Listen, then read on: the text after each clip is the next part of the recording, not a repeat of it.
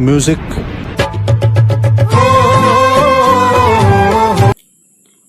नमस्ते सब्सक्राइबर जी। जोर जोर से बोल के लोगों को स्कीमें बता दे। Today's video is out now. So today we will learn about lines and angles. अभी मजा आएगा ना भिड़ो। Here you will see that we will study today lines and angles. और मैं आपको बताना चाहूँगा कि मैं हूँ अनुपम और आप लोग देख रहे हो स्टडी विजन जी यूट्यूब चैनल। और यहाँ पर आप लोग आते हो, पढ़ाई करते हो और उसके साथ साथ आप लोग फन भी करते हो, नहीं। जो हमारे लिए बहुत अच्छी चीज़ है और आज की यही डिमांड है। तो गाइस आज हम लोग पढ़ेंगे लाइन्स एंड एंगल्स के बारे में, ठीक है। गजब बेइज्जती है। और मैं भी सोच भी रहा था कि लाइन्स एंड एंगल्स के बारे में बताया भी जाए। ये बड़ी अच्छी बात कही आप। तो क्यों ना, चलो शुरू करते हैं। सब कुछ बोला है तो आओ यार अपने कान में ईयरफोन्स डाल लो। क्या डाल भी लिए? बहुत तेज हो रहा है, बहुत तेज हो रहा सालो। खैर शुरू करते हैं बिना किसी बकचोदी के। सबसे पहले देखो लाइन क्या है। तो लाइन बोलो या फिर लाइन सेगमेंट बोलो, दोनों एक ही बात है। तो लाइन जो होता है वो हमारा है अपार्ट और पोर्शन। अपार्ट और पोर्शन, अपार्ट को भी हम पोर्शन बोल सकते हैं। अपार्ट और portion of a line with to and points is called line segment. अब एक पार्ट जैसे कि मैं यहाँ पे ले रहा हूँ, एक लाइन ले रहा हूँ जैसे कि, तो इसकी फिक्स वैल्यू जो नहीं है। तो मैं अगर बात करूँ कि यहाँ से इसको अगर हम लोग बाइसेक्ट कर दें यहाँ से और यहाँ से इसको कट मतलब कि पूरा डॉट लगा दें, अब तो ये यहाँ से निकल करके बिल्कुल ऐसे हो गई है। अब ये लाइन फॉर्म हो गई है। तो अब इसी को हम लोग एक line with to and points से, एक पॉइंट यहाँ पर है और एक पॉइंट यहाँ पर है, तो इसकी टू एंड पॉइंट्स हो गई। इसी वजह से इसको हम लोग लाइन बोलेंगे। So let's come to the next point. तो नेक्स्ट पॉइंट हम लोग के सामने कुछ ऐसा है कि अब ये हमारा नेक्स्ट पॉइंट है कॉलिनियर पॉइंट्स। कॉलिनियर पॉइंट्स किसे बोलेंगे? एक नॉन कॉलिनियर पॉइंट्स है, तो इसके बाद उसको जानेंगे। तो कॉलिनियर पॉइंट्स है इफ 3 और more points lie on the same line. हम 3 और मोर पॉइंट्स को लाई ऑन द सेम। तो जब कहीं 3 या फिर 3 से ज्यादा पॉइंट्स एक सेम ही लाइन पर आए या फिर डिनोट किए जाएं, उनको हम लोग बोलेंगे कॉलिनियर पॉइंट्स। तो चलो नॉन कॉलिनियर पॉइंट्स भी पढ़ लेते हैं। उससे पहले रुको जरा, सबर करो। बोला धक्का बुक्की नहीं करने का, आराम से लेने का। हाँ तो बोला था ना। तो रुको, अब हम लोग जान लेते हैं नॉन कॉलिनियर पॉइंट। सॉरी, एक मीम तो देखो यार। मतलब यहाँ पर मैंने बोला ना, आप आते हो, पढ़ते हो, फनी चीजें देखते हो और फिर चले जाते हो, ठीक है। तो जाओ मत यार, सब्सक्राइब कर लो चैनल को, वीडियो को लाइक कर लो, अब सब्सक्राइब करके ऑल पे सेट कर लेना ताकि आपको सभी नोटिफिकेशन मिले जो भी मैं अपलोड करूं। और याद रहे गाइस, सब्सक्राइब कर लेना। तो अब बात आती है नॉन कॉलिनियर पॉइंट्स की। तो नॉन कॉलिनियर पॉइंट्स में है कि इफ 3 और more points lie on the same line. मैंने कॉलिनियर पॉइंट में बताया था, बट ये इसी का आप बात करो यहाँ पे। तो इफ 3 और मोर पॉइंट्स या फिर 3 या फिर उससे ज्यादा पॉइंट्स अगर सेम लाइन पर शो किए जाएं तो उन्हें हम लोग कॉलिनियर पॉइंट बोलेंगे। बट अगर वो ना शो किए जाएं तो उसको हम लोग बोलेंगे non collinear points. Otherwise they are called non collinear points. तो जैसा कि हमने बेसिक चीजें पढ़ लिया है लाइंस के बारे में, जो यहाँ पर 3 चीजें थी लाइंस के बारे में हमने पढ़ लिया है। अब पढ़ेंगे एंगल के बारे में। So let's start. पहले जान लेते हैं कि एंगल क्या होता है। तो angle is formed when 2 rays originate from the same end point. Angle वो चीज होती है जहाँ पर 2 रेज ओरिजिनेट करें या फिर फॉर्म करें और एक सेम एंड पॉइंट से, from the same end point. So अब आगे चलिए एंगल के बारे में कुछ और डीपली जानते हैं। तो यहाँ पर एंगल के बारे में हमने कुछ चीज़ें इंपॉर्टेंट लिख ली हैं, जैसे कि यहाँ पे आर्म्स है। तो आर्म्स का मतलब हुआ कि the rays making an angle are called the arms. जो रेज एंगल क्रिएट करती है उन्हें हम आर्म्स बोलते हैं। अब बात करेंगे रे के बारे में। तो रे होता है वो चीज़ कि a part of a line, एक part of line with 1 end point is called ray. एक एंड पॉइंट हो उसको हम लोग बोलेंगे रे। तो ये सभी इंपॉर्टेंट चीज थी जो हमें बेसिक पढ़ना चाहिए था लाइन के बारे में और एंगल के बारे में। तो अभी आगे चलते हैं और भी डीपली जितनी डेफिनेशन है वो सभी पढ़ते हैं। तो इससे पहले आप लोग चैनल पर नया चैनल को सब्सक्राइब करके बिल वाले आइकन को ऑल पे सेट कर लीजिएगा और इस वीडियो को लाइक करके, तभी आगे बढ़िएगा। तो फिलहाल आप लोगों के सामने ऐसे आ जाएगा चीज़। तो हम लोग अब पढ़ेंगे एक्यूट एंगल के बारे में, राइट एंगल के बारे में ऑब्ट्यूस एंगल के बारे में, स्ट्रेट एंगल के बारे में, रिफ्लेक्स एंगल के बारे में, कम्प्लीमेंट्री एंगल के बारे में और फिर सप्लीमेंट्री एंगल के बारे में।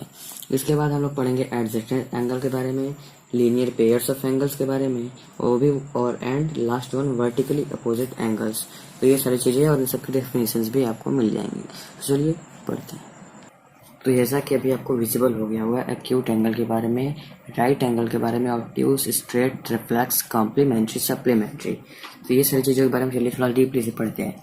जैसे कि एक्यूट एंगल हो गया, इसमें हमें बताया इसकी डेफिनेशन बताई जाती है कि an angle whose measure between 0 degree and 90 degree.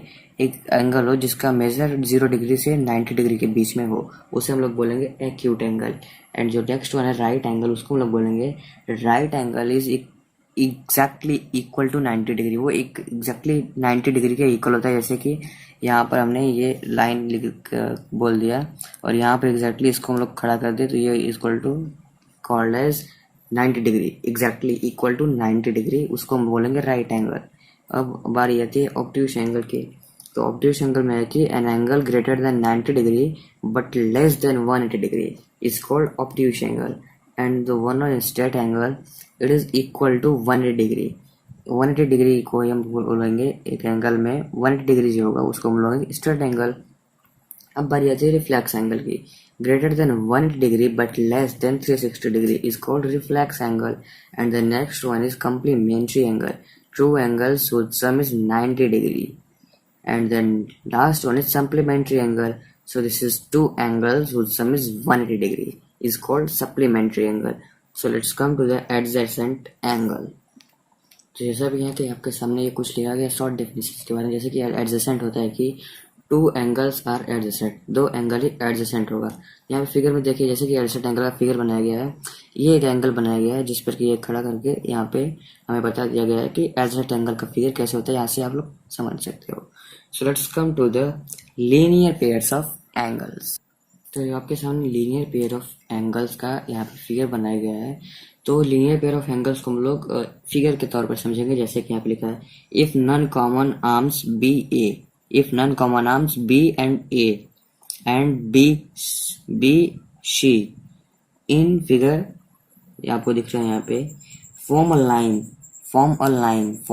line समझिए, समझ रहे हो ना? B A B C form a line, then it will look like figure linear pair of angles। जैसे कि यहाँ पे आपको दिख रहा है। तो ये बोल रहा है कि in this case angle A B D, in this case angle A B and D and angle D B C and angle D B C are called linear pair of angle. जैसे समझिए, आपको मैं फिर से बताना चाहूँगा। जैसे कि यहाँ पे एक लाइन फॉर्म किया जाता है। कैसे लाइन फॉर्म किया जाता है? बी ए एक लाइन फॉर्म कर रहा है एंड बी सी यहाँ पे दोनों को मिला के एक लाइन फॉर्म कर रहा है, जैसे कि यहाँ पे दिख रहा है आपको। अब ये बोल रहा है कि इसने एंगल बनाया ए बी डी का। तो ए बी डी का जब इसने एंगल बनाया और एक और एंगल बनाया डी बी सी का, इसको हम लोग बोलेंगे लीनियर पेयर। तो चलिए लीनियर पेयर के बाद अब आपका आता है वर्टिकली अपोजिट एंगल। इसको भी हम लोग फिगर के तौर पर समझें। जैसे कि आपको यहाँ पे विजिबल हो रहा होगा वर्टिकली अपोजिट एंगल का यहाँ पे फिगर है।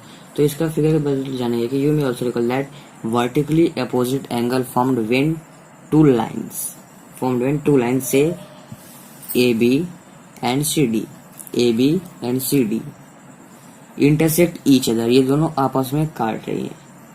सो say that point O in figure